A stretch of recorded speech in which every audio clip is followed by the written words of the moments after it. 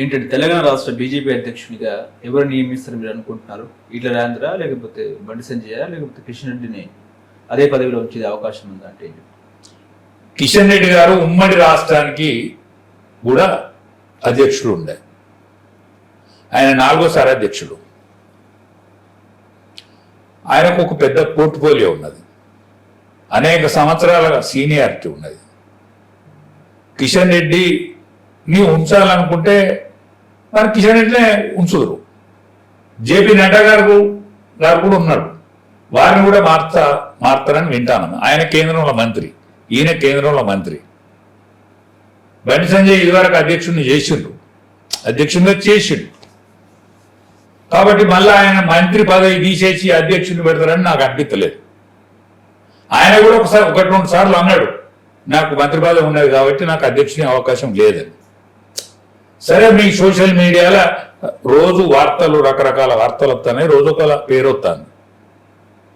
కానీ ఒక్కటే, యావత్ భారతావనిలో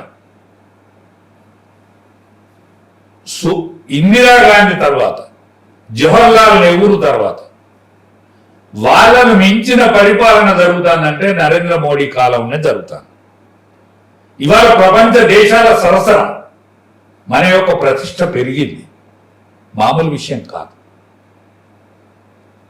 ఉగ్రవాదం తగ్గింది, నక్సల్వాదం కూడా తగ్గింది, అనేక వాదాలు తగ్గినాయి. ఇవాళ ఉత్తరాదిగా అనేక రాష్ట్రాలలో ఎన్డీఏ ప్రభుత్వం కానీ లేకపోతే బీజేపీ ప్రభుత్వాలు కూడా ఉన్నాయి. ఎంత మాత్రం సాధ్యం కాదనుకున్న రాష్ట్రాలు కూడా మళ్ళీ బీజేపీ ప్రభుత్వాలే వస్తాయి. కానీ అక్కడ ఉండే దయం ఏదైతున్నదో, అమిత్ షా గారు కానీ ఇవాళ నరేంద్ర మోడీ గారు కానీ బీజేపీని నడిపించే యంత్రాంగం ఏదైతుందో ఆ యంత్రాంగం కానీ తెలంగాణలో జరిగేటువంటి ప్రతి విషయం తెలిసి ఉంటుందని నేను అనుకుంటాను. ప్రతి విషయం ఎవరు ముందడ పెడితే ముందడిపోతుంది. ఇవాళ ఈటల రాజేందర్ గారి పేరు కూడా ప్రముఖంగా వినబడతాను. కేంద్ర మంత్రిగా, కేబినెట్ మంత్రిగా ఉన్నాడు, కేంద్ర మంత్రిగా బండి సంజయ్ గారు ఉన్నాడు. కాబట్టి వాళ్ళకైతే అవకాశాలు లేవు. ఏమైనా ఇస్తే సామాజిక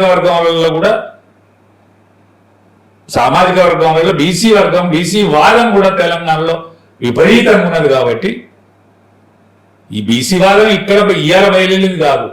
తమిళనాడులో ఎప్పుడో వచ్చింది, కేరళ ఎప్పుడో వచ్చింది, రావాల్సింది తెలుగు రాష్ట్రాలలోనే.